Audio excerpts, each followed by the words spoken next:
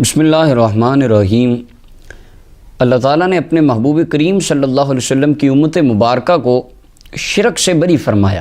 اس کی گواہی آقا نامدار مدنی تاجدار صلی اللہ علیہ وسلم نے 1400 سال پہلے ارشاد فرما دی تھی۔ صحیح حدیث میں بے شمار روایات ہیں، انشاءاللہ وہ پھر کبھی میں عرض کروں گا کہ حضور نے فرمایا میری امت شرک نہیں کرے گی۔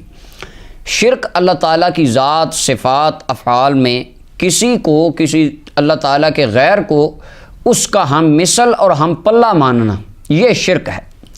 اب آج کل جو خوارج ہیں جن کے بارے میں جناب سیدنا عبداللہ ابن عمر رضی اللہ تعالیٰ نے فرمایا تھا، صحیح بخاری حدیث نمبر 6930 کے بالکل اوپر والی لائن میں، کان ابن عمر یراہم شرار خلق اللہ، عبداللہ بن عمر فرماتے تھے یہ گندی مخلوق ہیں خارجی۔ کیوں؟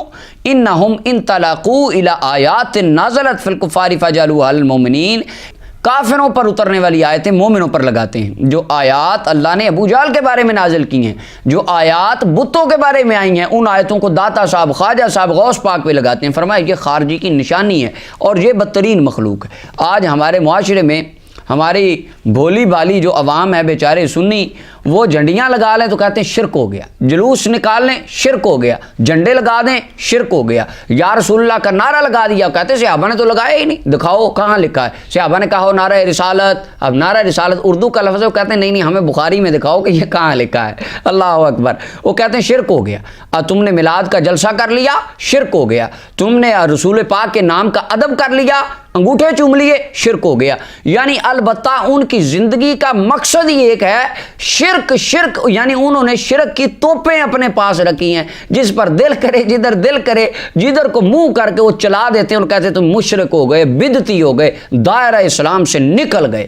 اب اس بات پر میں تمام دنیا کائنات کے اہل سنت و جماعت قیامت تک یا میرے مرنے کے بعد بھی جو اس بات کو سنیں گے، رسول اللہ کے اس فرمان کو سنیں گے، یہ فرمان سن کے ان کا سینہ ٹھنڈا ہو جائے گا کہ میرے رسول کریم صلی اللہ علیہ وسلم نے پہلے یہ بشارت دے دی تھی کہ پریشان نہ ہونا، گھبرانا نہ، تمہیں لوگ مشرک کہیں گے۔ اب یہ جو حدیث مبارکہ ہے یہ میرے سامنے طبرانی معجم الکبیر ہے، اس کی 20 نمبر جلد ہے، اس کا صفحہ نمبر 88 ہے۔ اس کے اوپر حضرت معاذ بن جبل رضی اللہ عنہ کی سند سے موجود ہے یہ حدیث، لیکن اس کی صحیح سند جس کو دیگر محدثین کرام نے لکھا وہ میرے سامنے یہ تفسیر القرآن العظیم امام ابن کثیر کی تفسیر ابن کثیر ہے، اس کی دوسری جلد ہے، اور یہ سورہ اعراف کی آیت نمبر 175 اس کی تفسیر کے اندر امام ابن کثیر نے اس حدیث کو لکھا، اور اس کے علاوہ صحیح ابن حبان کے اندر، کنز المال کے اندر، اور شرح مشکل الاثار کے اندر امام ابو نعیم نے، کتاب السنہ کے اندر امام ابو العاصم نے، اور المطالب العالیہ میں امام ابن حجر اسقلانی نے، معرفت الصحابہ میں امام ابو نعیم نے، مجمع الزوائد میں امام حسمی نے، اور اس کے علاوہ علامہ البانی سلسلۃ صحیحہ کے اندر اس حدیث کو لکھتے ہیں، کہتے ہیں حدیث صحیح ہے۔ اور یہاں میں وضاحت کر دوں، کچھ دوست کہتے ہیں آپ البانی کا بڑا نام لیتے ہیں، میں کوئی شوق سے علامہ البانی کا نام نہیں لیتا کہ میں ان کا فین ہوں،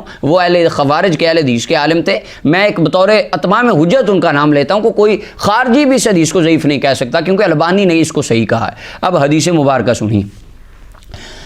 حضرت حذیفہ ابن یمان صاحب السر نبی صلی اللہ علیہ وسلم آپ فرماتے ہیں، قال رسول اللہ صلی اللہ علیہ وسلم، رحمت کائنات صلی اللہ علیہ وسلم نے ارشاد فرمایا، ان مما اتخوف علیکم رجل قرأ القرآن، رسول اللہ نے فرمایا میرے غلاموں مجھے سب سے زیادہ خوف اس بندے سے آتا ہے، ڈر اس بندے سے لگتا ہے جو تم میں قرآن بڑا پڑھے گا۔